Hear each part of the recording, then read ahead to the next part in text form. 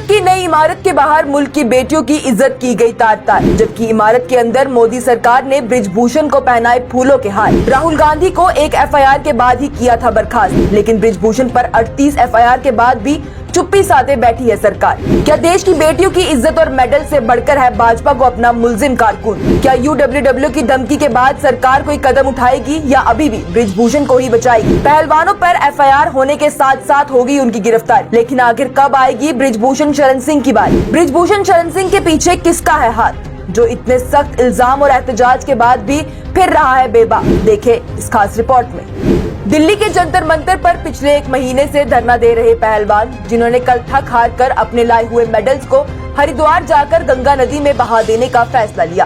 पहलवानों ने ये फैसला क्यों लिया, आपको तफसील से बताते हैं। पहलवान 23 अप्रैल को दिल्ली के जंतर मंतर पर धरना देने के लिए बैठे थे। उनके धरने के पीछे की वजह थी रेसलिंग फेडरेशन ऑफ इंडिया के सदर बृजभूषण शरण सिंह की गिरफ्तारी। पहलवानों का कहना था कि बृजभूषण शरण सिंह ने महिला पहलवानों के साथ जिनसी हरासा की, यानी कि उन्हें सेक्सुअली हरास किया है, जिसको लेकर दिल्ली पुलिस की तरफ से कोई एफआईआर दर्ज नहीं की जा रही थी और ना ही कोई कार्रवाई की जा रही थी।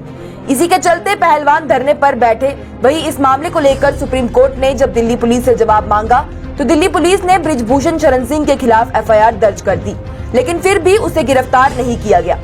इसी को लेकर पहलवानों का कहना था कि बृजभूषण के खिलाफ सिर्फ एफआईआर काफी नहीं है, उसे रेसलिंग फेडरेशन ऑफ इंडिया के सदर के ओहदे से हटाया जाए और लोकसभा से उसकी सदस्यता रद्द की जाए, जिसके बाद उसे गिरफ्तार कर उसके खिलाफ कार्रवाई की जाए। लेकिन इस बात को लेकर दिल्ली सरकार ने ना कोई कार्रवाई की और सुप्रीम कोर्ट ने भी खुद को इस मामले से दूर कर लिया। वही पहलवान अपने धरने पर बैठे हुए थे। 28 मई जिस दिन संसद की नई इमारत की इफ्तिताह थी, उस दिन पहलवानों ने ये फैसला लिया कि वो संसद की नई इमारत के बाहर जाएंगे और वहां प्रदर्शन करेंगे, जिसके लिए दिल्ली पुलिस ने पहले ही सारे इंतजाम कर दिए थे। बैरिकेड्स लगाकर भारी तादाद में पुलिस को भी वहां तैनात कर दिया गया था। जब पहलवान वहां एहतजाज करने पहुंचे तो अमन से एहतजाज कर रहे पहलवानों को दिल्ली पुलिस ने घसीटते हुए हिरासत में ले लिया, जिसके बाद दिल्ली पुलिस ने जंतर मंतर पर जाकर पहलवानों के लगाए हुए टेंट तंबू सब उखाड़ कर फेंक दिए और वहां भी पुलिस को तैनात कर दिया ताकि वहां वापस पहलवान आकर एहतजाज ना कर पाए।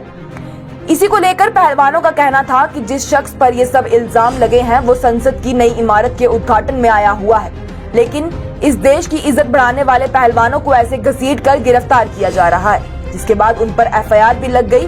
पहलवान बजरंग पूनिया का कहना है कि बृजभूषण पर एफआईआर करने में दिल्ली पुलिस को 7 दिन लग गए, लेकिन पहलवानों पर एफआईआर करने में उन्हें 7 घंटे भी नहीं लगे और ना ही उन्हें गिरफ्तार करने में कोई देरी की गई।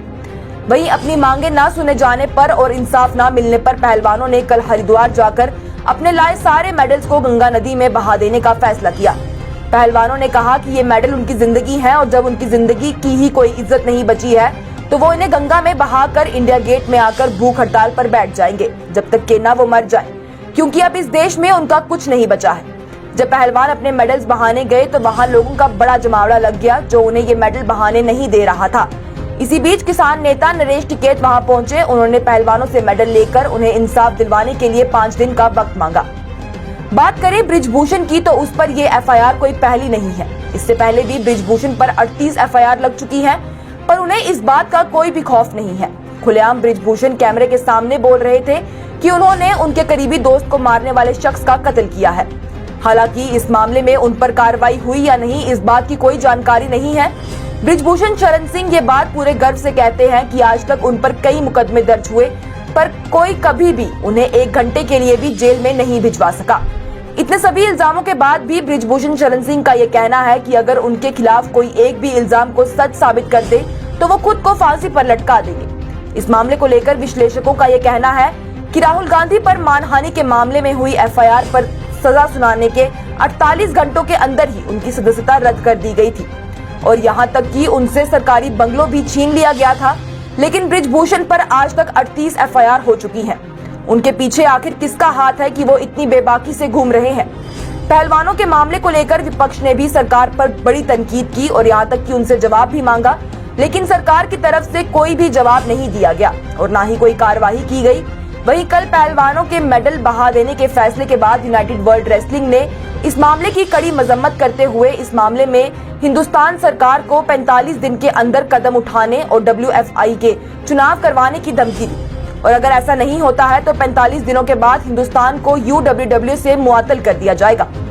इस बारे में विश्लेषकों ने कहा कि आखिर क्यों सरकार बृजभूषण के खिलाफ कोई कदम नहीं उठा रही, बल्कि उल्टा उसे संसद के उद्घाटन में भी आने का न्योता भेजा गया। क्या सरकार को मुल्क की बेटियों की इज्जत और मेडल से ऊपर एक मुल्जिम शख्स हो गया है? क्यों इस बारे में सरकार अपनी चुप्पी नहीं तोड़ रही? और क्या UWW के इस धमकी के बाद सरकार मुल्क की बेटियों को इंसाफ देगी? Bureau report, news insider.